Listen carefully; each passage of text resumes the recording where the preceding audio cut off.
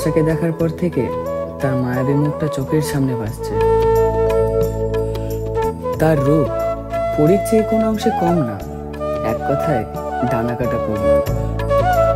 তাকে প্রথম দেখাতে বিয়ের জন্য হ্যাঁ করে দিয়েছি। এইরকম সুন্দরী বউ পেলে নিজেকে দুনিয়ার সবচেয়ে ভাগ্যবান মনে করবে যে কেউ। আর আমি সে সুযোগ পেয়েও ছেড়ে দিব, তা তো হয় না। ভাবতেই শিউরে উঠছি বারবার।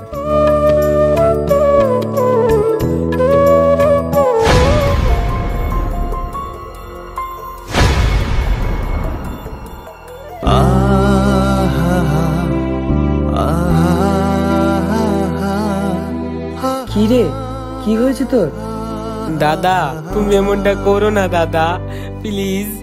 দাদা, নীলাশার সঙ্গে আমার 4 বছরের সম্পর্ক, তুমি ওকে বিয়ে করো না।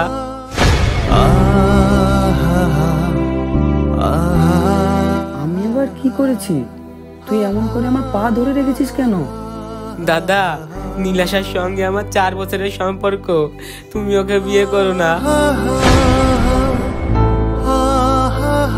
কি বলছিস তুই এটা? তুই ওকে ভীষণ ভালোবাসিস না রে? দাদা, আমি ওকে আমার জীবনের থেকেও বেশি ভালোবাসি।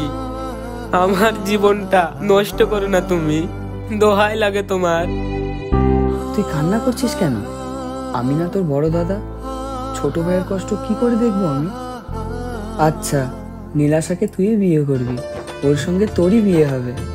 সত্যি দাদা? পাগল ভাই আমার। তাহলে মেয়েকে নিয়ে আসুন। ঠিক আছে।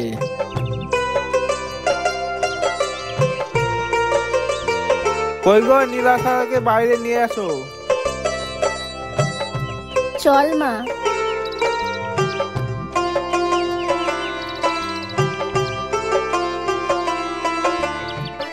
এখানে বস।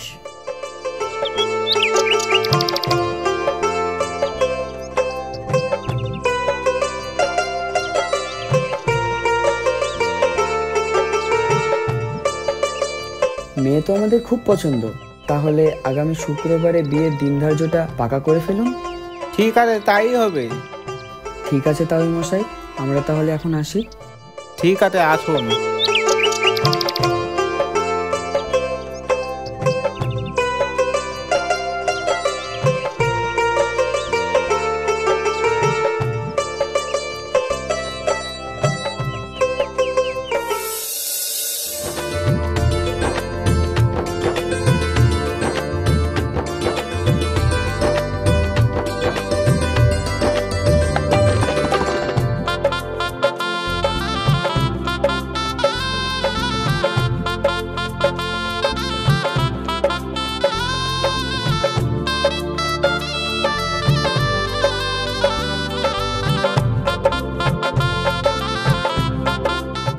দুজনে আজ থেকে সুখের সংসার গড়ার স্বপ্ন দেখছে। যদিও সেটা কতটুকু বাস্তবায়ন করতে পারবে তা বলার অবকাশ রাখে না।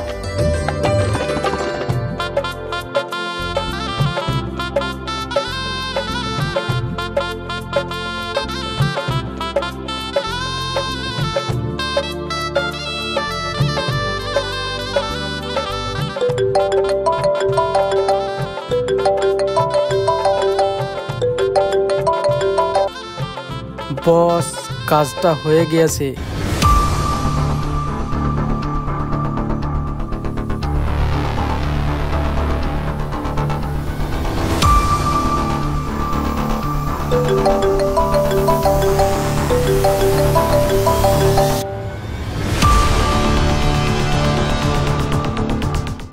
হ্যালো হ্যালো হ্যালো, শুনছেন? হ্যাঁ বলুন। এখানে সর্বনাশ হয়ে গেছে। একটা ট্রাক সাদা রঙের প্রাইভেট কারকে পিষে দিয়ে চলে গেছে। গাড়িতে থাকা সবাই মারা গেছে। তাদের মধ্যে একজনের পরিচয় পাওয়া গেছে, তার নাম রাকিব।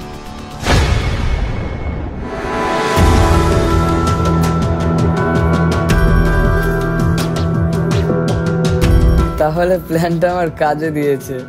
বিয়ের 3 দিন আগে শুনেছি নীলাশা নামের মেয়েটি নাকি আমার ভাই রাকিব ছাড়া আরো 3টে ছেলের সাথে রিলেশনে জড়িয়েছিল। তার চরিত্রও ভালো ছিল না।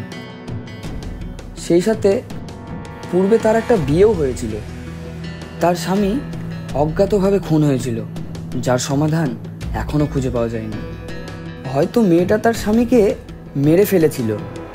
এই অবস্থায় আমার ভাই রাকিবকে কি করে তুলে দিতাম তার হাতে? আর নীলাশাকে ছাড়া আমার ভাই রাকিবও তো বাঁচত না। তাই দুজনকে একত্র করে দিয়েছি আজন্মের জন্য। সবই হয়েছে প্ল্যান মোতাবেক।